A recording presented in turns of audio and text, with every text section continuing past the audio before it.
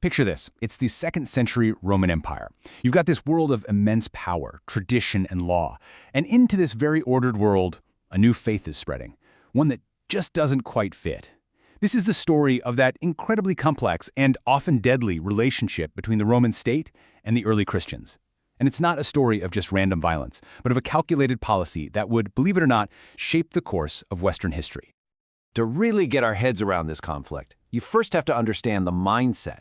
And wow, these words from Ignatius, the Bishop of Antioch, they just capture it perfectly. This isn't just someone sadly accepting a grim fate. No, this is a passionate, almost defiant embrace of it. He's not just enduring punishment, he's actively running towards it as the ultimate proof of his faith. And that really is the central question of this whole explainer. Why? Why would anyone willingly, eagerly even, face torture and death, using methods that were specifically designed for maximum pain and humiliation? To figure that out, we've got to look at both sides of the coin. The Christians who actually wanted to be martyrs, and the Roman state that was kind of forced to figure out what to do with them. So yeah, let's start with the martyrs themselves. What was driving this incredible, and frankly, to Romanize, completely insane behavior? The story of Bishop Ignatius of Antioch is probably one of our best windows into this worldview. So around the year 107, Ignatius gets arrested and sentenced to death. But he's not just being sent to a quiet execution. Oh no, he's being shipped all the way to Rome to be part of the public games, a spectacle. But for Ignatius, this wasn't the end. He actually wrote that it was only now, on his way to die, that he was truly beginning to be a disciple. Now get this. In a letter to the Christians in Rome, Ignatius makes a pretty shocking request. He'd heard they were trying to pull some strings to save him, and he literally begged them not to. And look at his reasoning here. If they save his life, his flesh, he's just another guy, a human voice. But if they let him die, his martyrdom becomes this powerful statement, a word of God. He was terrified they'd rob him of his purpose. Okay, so that's one side of the story. But how did the empire, this massive legalistic machine, actually handle a group of people who seemed to want to be punished?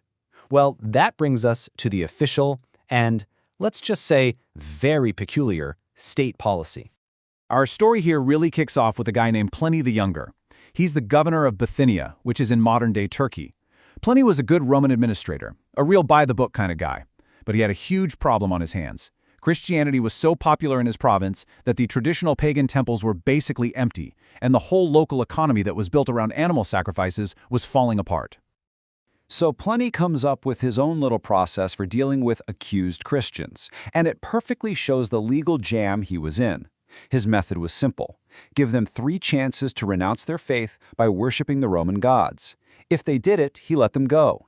If they refused, he had them executed. And here is the absolute key. The crime wasn't really their belief system, it was their obstinacy, their public defiance of Roman authority. But Pliny was a careful man. He wasn't even sure if just being called a Christian was a crime in and of itself, or if he had to prove they'd done something else wrong. And he couldn't find any evidence of other crimes, just this stubborn refusal to go along. So he did what any good governor would do. He paused everything and wrote to the top boss, Emperor Trajan, asking for an official ruling.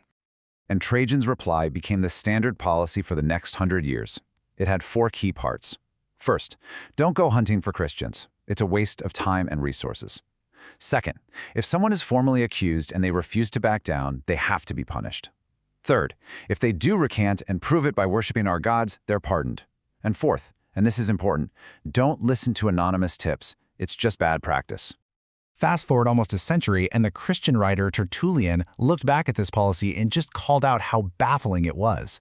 He's basically saying, what a confused mess. You don't seek them out, like they're innocent, but you punish them when they're found, like they're guilty. It makes no logical sense. But here's the thing. While it was logically a mess, it was politically brilliant. Trajan got that Christians weren't a direct military threat. Wasting money on huge witch hunts was just inefficient. However, when they were dragged into court and openly defied Roman authority by refusing to worship the emperor and the gods, well, that had to be punished. This was never really about faith. It was all about authority. Okay, so that was the policy. But how did this all play out on the ground? This wasn't just some abstract law. It had life-or-death consequences for real people who became absolute legends in their communities.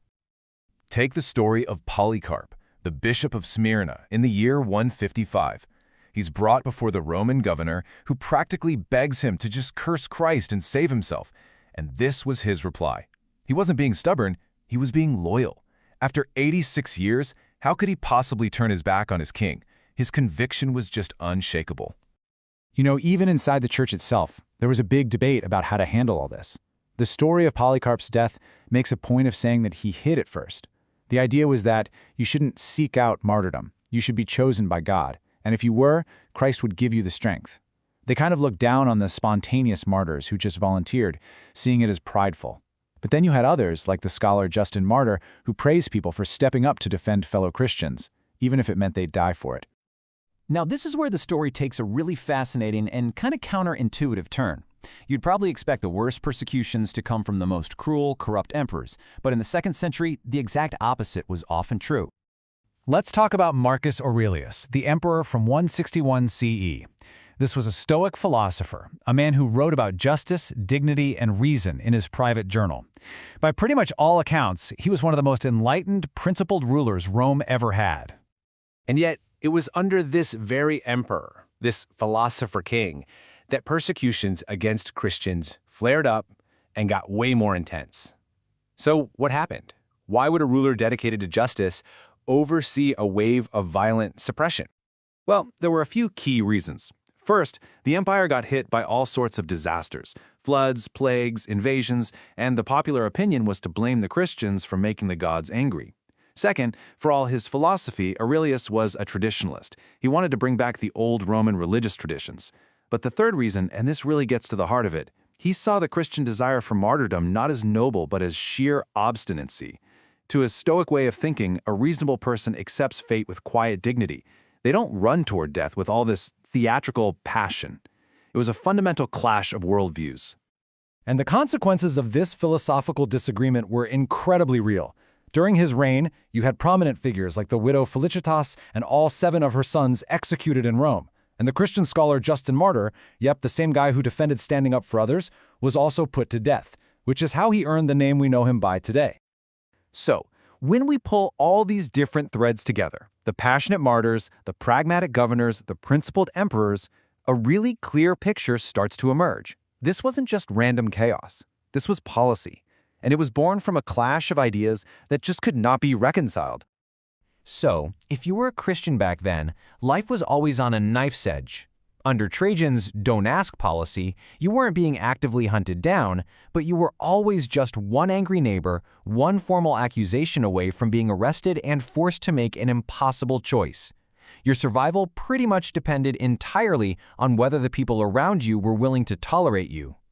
And this really is the great paradox of the 2nd century persecutions. It wasn't the famously corrupt and cruel tyrants who were the biggest problem. It was often the best emperors, guys like Trajan and Marcus Aurelius. They saw Christianity's defiant refusal to just conform as a deep threat to the very fabric of Roman society and order, an order they felt a profound principled duty to protect. So, the ultimate takeaway here is this. Persecution wasn't an accident. It wasn't a glitch in the Roman system.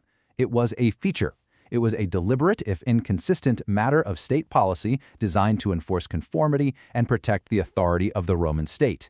And it leaves us with a really tough question. What happens when one person's ultimate act of faith is seen by the state as the ultimate act of defiance?